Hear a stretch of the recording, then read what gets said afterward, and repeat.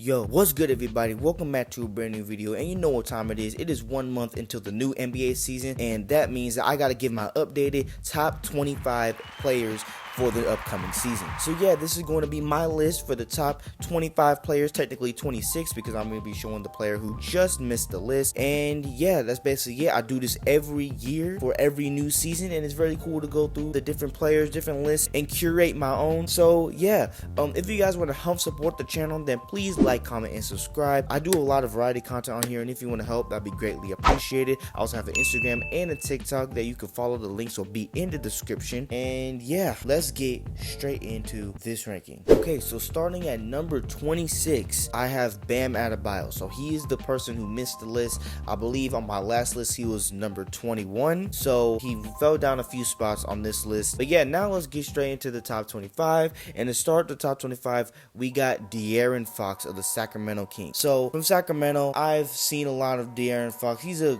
great player, but the Kings really didn't do that well this season, and they missed the playoffs this year. But De'Aaron Fox still had a good season though, had some great moments as well. It's just that I feel like they weren't able to capitalize. Obviously, he had a few injuries at the end of the season to capitalize and get to the playoffs, where I really am comfortably going to think that they are going to be this season with adding DeMar DeRozan onto the squad. At number 24, we got PG-13 Paul George, the newly acquired Philadelphia 76ers. Paul George, obviously, he's always in these top 25s. He wasn't in my top 25 last season because I feel like, wasn't he injured last year? I think he was injured last year in the playoffs. Yeah, because the Clippers went against the Suns and Paul George was injured. So I basically forgot about him and forgot to put him on the list. But he's usually always a top 25 player, and he's definitely going to be a top 25 player this year. Being on the 76ers, going to try to help out Joel Embiid and Tyrese Maxey to get to the conference finals, which I feel like they have a really high chance of doing it because the East is not that great. It's getting better though eventually, but Paul George, always going to be on these lists. Great player, had a decent season this year. He had decent moments in the playoffs, but they didn't make it out of the first round. So let's move on. At number 23, we got Zion Williamson,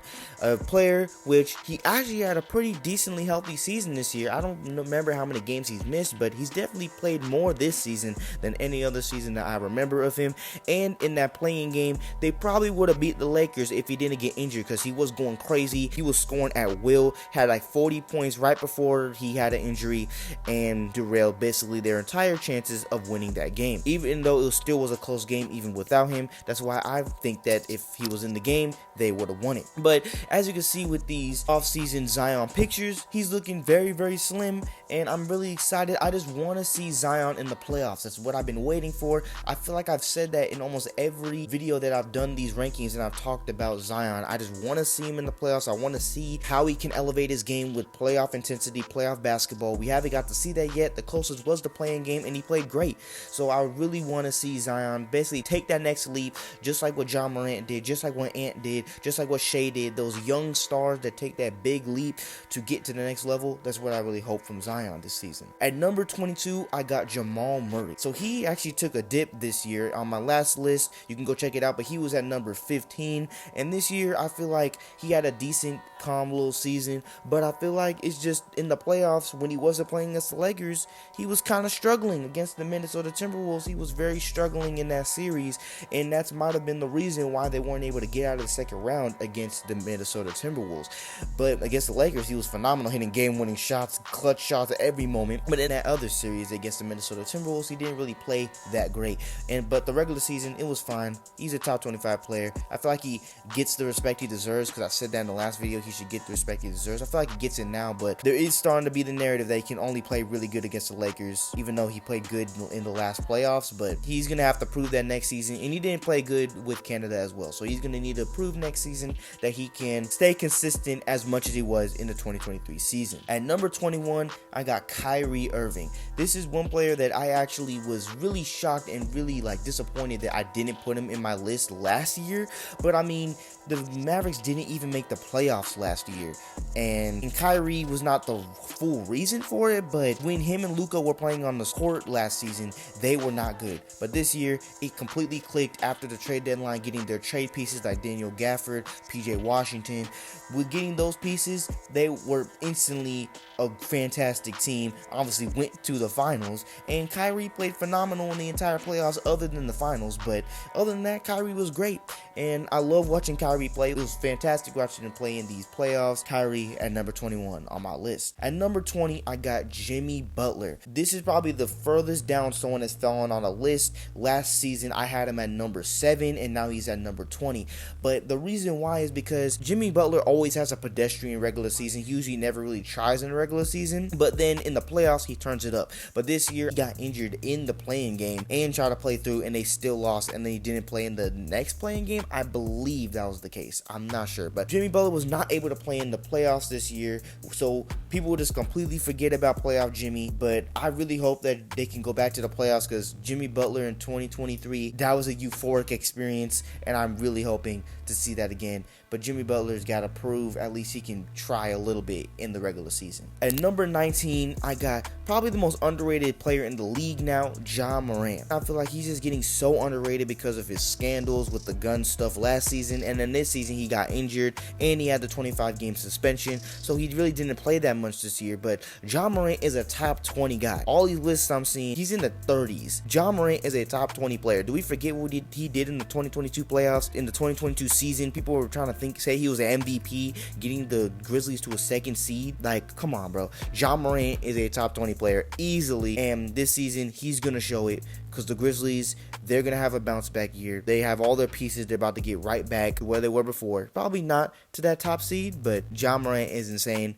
So excited to see him play this season. It's gonna be great. At number 18, which is crazy, but we got Victor Wembanyama at the number 18 spot as a rookie. And it might seem crazy, but honestly, at this point, what can I say that people haven't said about Wemby? He's a generational talent. He's going to be the next GOAT level player that we get out of this league, and he's just phenomenal on both ends. His offense is getting better. His defense is already the best in the league. He should have got Defensive Player of the Year, and he's just a rookie, and he's getting better every game. In the Olympics, he looked crazy, and in the last few games of the regular season, he was insane. So excited to see what Wemby does in these next few seasons, and in this season in general as well, with Chris Paul being his point guard. It's going to be great to see him facilitate for Wemby instead of these ball hog ass teammates that he has. I'm so excited to see Wemby play this year. He's definitely going up there as one of my favorite players. It's so exciting to be there when a generational GOAT level player is going to be in the league, and it's so cool to see.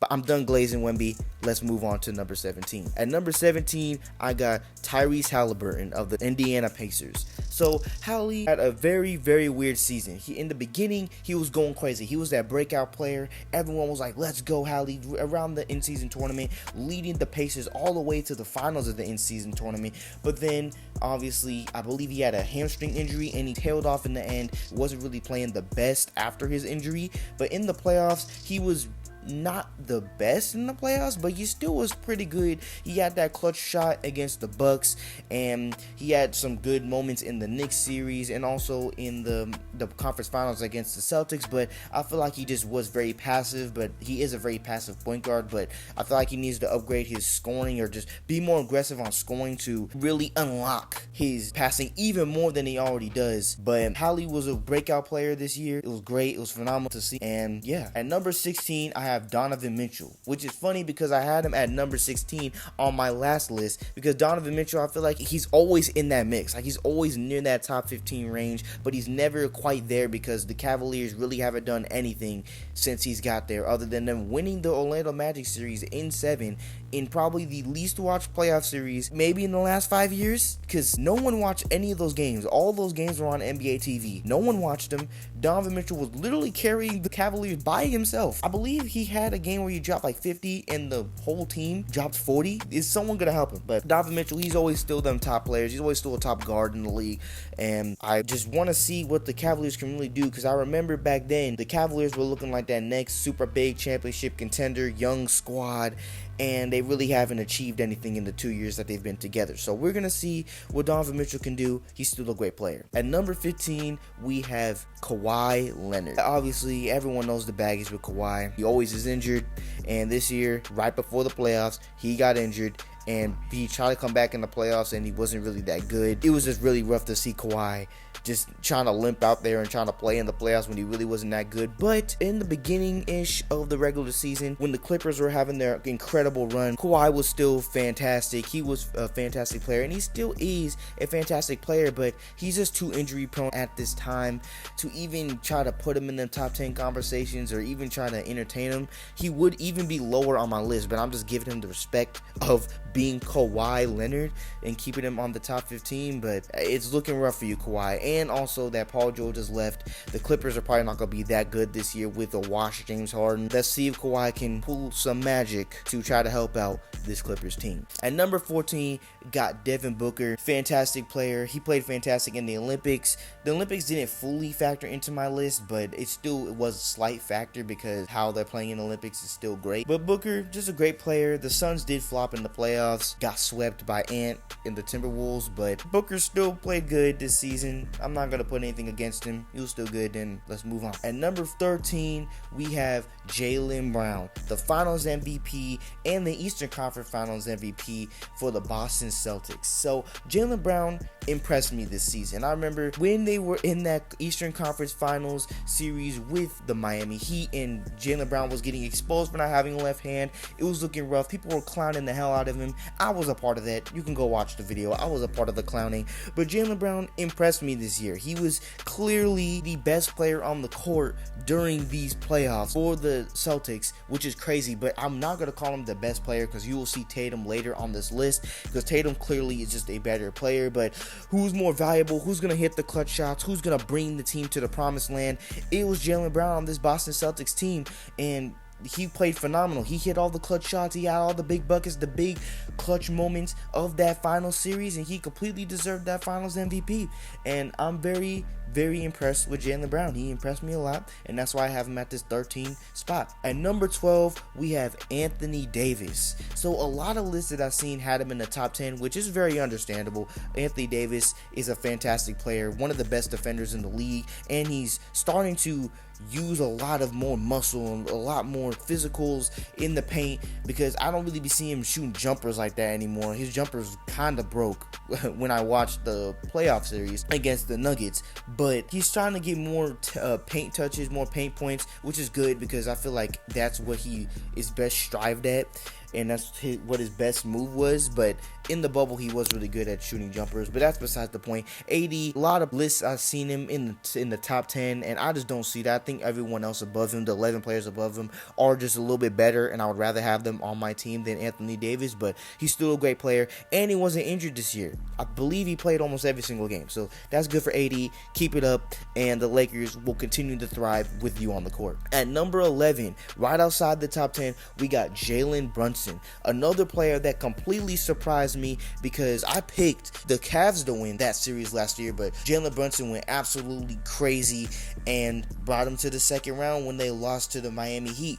But this season, he went absolutely ballistic, bringing the Knicks to, I believe they were a top 2 seed. It was absolutely insane how Jalen Brunson was bringing the Knicks together. He played phenomenal in the playoffs as well, doing stuff that Michael Jordan was doing, like having consecutive 40-point games. Absolutely phenomenal for Jalen Brunson. He also took a pay cut this year to give the Knicks more cap space to build a better squad and get Mikal Bridges and get these pieces. It's crazy what the Knicks are doing, and they're going to be really, really good this year, and Jalen Brunson, I believe, is going to take it to another level next year, because he is definitely one of those breakout players who completely shot up my list. He wasn't even on my list, and now he's up at 11. Great to see it. So now we're in the top 10, and at number 10, we got Kevin Durant. You know who he is. Top 3 favorite player of mine of all time. Love Kevin Durant. One of the old heads in the game. He just won his 4th Olympic gold medal, the most for any team sport Olympian ever, which is really crazy. But KD had a really good regular season. Kind of flopped in the playoffs. They really didn't do that good. I mean, they got freaking swept, so I mean, they really didn't do anything. But KD played all right, I guess, but I feel like it was the Suns' fault, not his fault. KD's still a top 10 player, still great talent.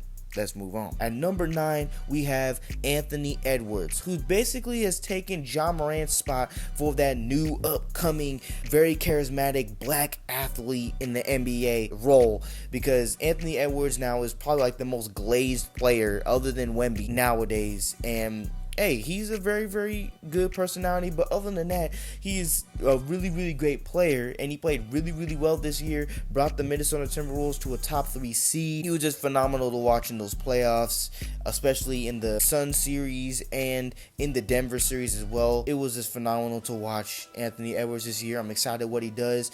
He was at, I believe, 24 on my list last year, and now he's at the top 10. Great leap. Excited to see what he does next season. At number 8, I got Jason Tatum. This is the same spot I had him last year, but yeah, Tatum's still a phenomenal player, still one of the best players in the league, but I feel like these players above him are on a higher tier than him, and he basically did not really play that well in these playoffs. He was not shooting the best, so I gotta just dock him down points that way. I've seen some lists trying to put him in the top 5. I'm like, let's slow our roll there, Chief. He clearly was dipping down in the playoffs, so I have to put him at this spot. At number 7, we got Steph. Chef, look at Curry, man. So inspirational. We got Steph Curry at the number 7 spot, my favorite player of all time. And Curry had a very ups and down season. In the beginning, he was playing great. At the end, he was tailing off his efficiency and stuff like that. The Warriors didn't make the playoffs. I'm not going to put that on him. That's not his fucking fault. It's this garbage-ass team's fault. But Curry still played good, and them Olympics were absolutely fucking crazy. So I'm not going to put Curry lower when he just fucking carried Team USA and become an American hero. I'm not going to do that. So Curry at the number 7 spot, and that's where I'm going to put him. At number 6, we got LeBron James. You are my sunshine, LeBron James at number 6. Look, Captain America, as they call him. He had a great regular season. In the playoffs, it was alright. They got gentlemen swept, but it's the Nuggets against the Lakers. What do you kind of expect from LeBron? Still great. I had him at number 10 on my list last year, and now have him at number 6. Is pretty good for someone who's 39, about to become 40. He's got to be 40, so that's pretty good. LeBron James, I feel like he's going to be a top 10 player for the rest of my fucking life, so let's move on. At number 5, we got Shai Gilgeous-Alexander, the player with like the most aura with his whole fan base. He was a great player this year, number 2 in MVP voting. I would rather probably put Luka there, or even just give Luka MVP.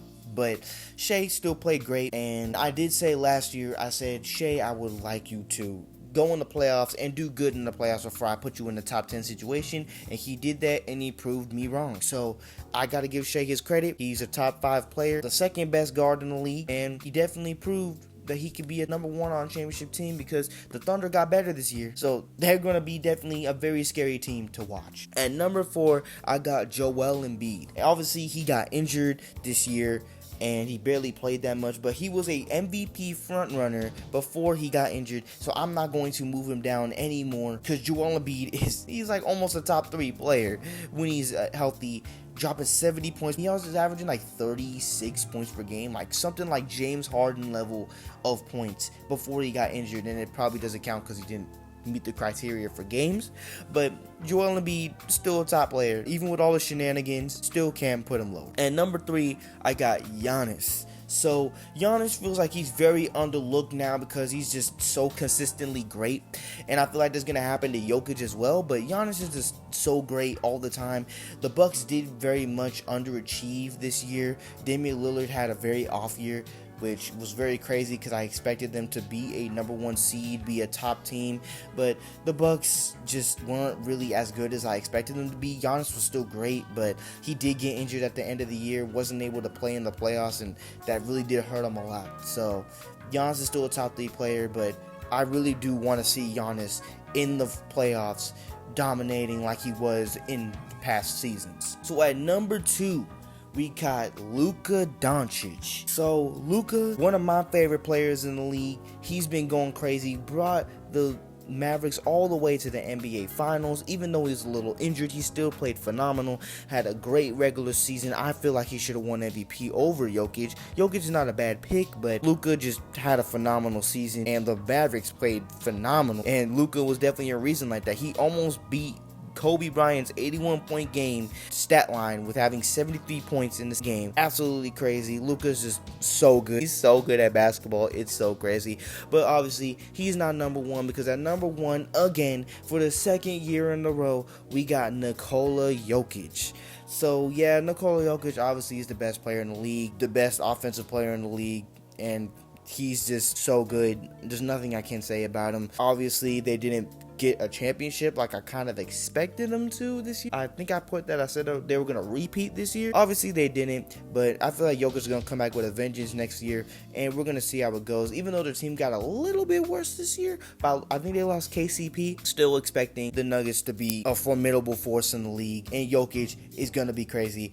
But he's not going to win a 4th MVP. There's no way they're going to give him a 4th MVP. They're going to have to give it to someone else because there's no way they're going to even try to put Jokic in that same category, which might be a little disrespectful, but that's just how the NBA works. But anyways, yeah, so that's the end of this list. I tried to make this shorter than the last video I made, but I kept yapping. Hopefully, I cut some of it out so I can make it a little shorter for you guys. But yeah, so if you guys like this video and you want to help support out my channel, then please like the video, comment, and subscribe to the channel. That would be greatly appreciated. I do a lot of variety content on this channel as well. If you like that, then help support. And yeah, so let me know what you guys think of my list down below. I would love to see what you guys talk about or what you guys think of the list.